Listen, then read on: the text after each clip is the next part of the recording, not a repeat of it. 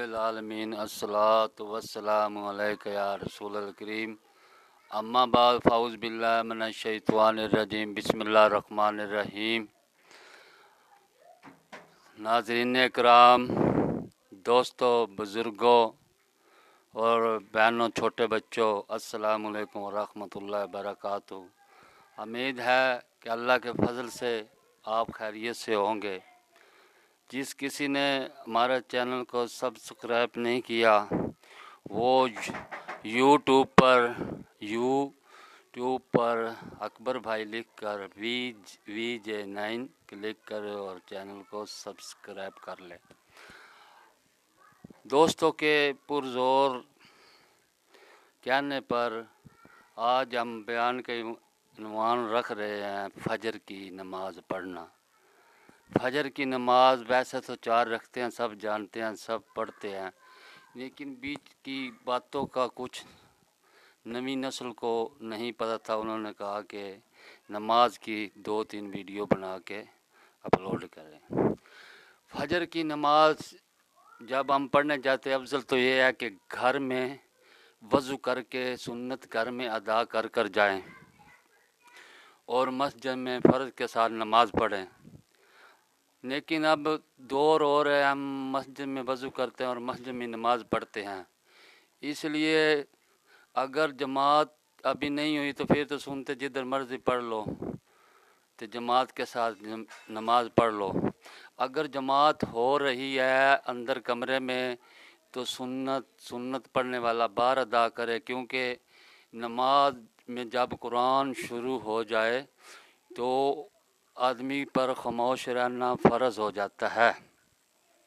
इसलिए नमाज बाहर पढ़े। अगर बाहर जमात हो रही है तो अंदर जाने का कोई रास्ता है तो अंदर सुनते अदा करके बाहर आके जमात में शामिल हो जाए।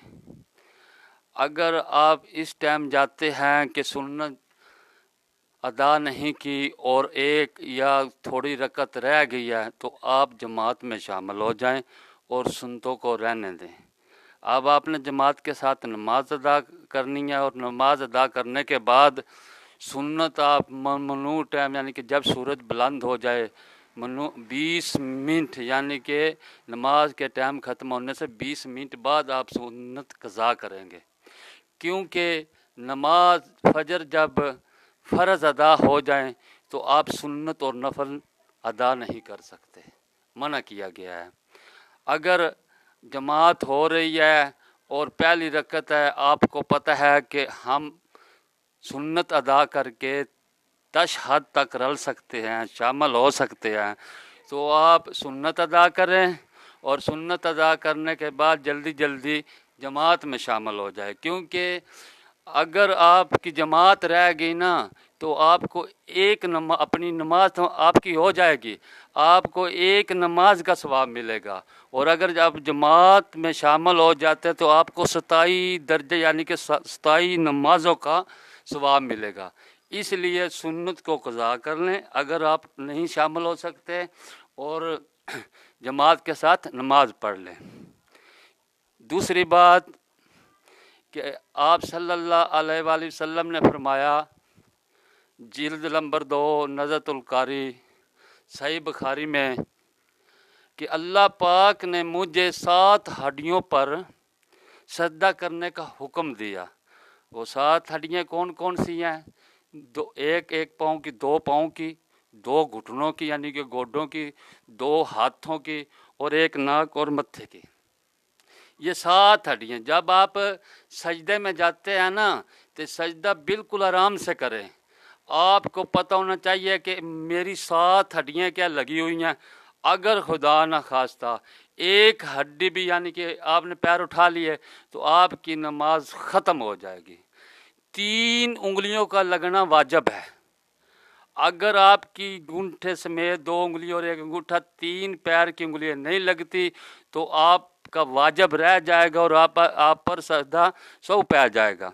अगर सजदा सौ नहीं किया तो आपकी नमाज फासद हो जाएगी, ठीक है। और पूरे पैर की पूरी 10 के 10 उंगलियां लगना सुन्नत है।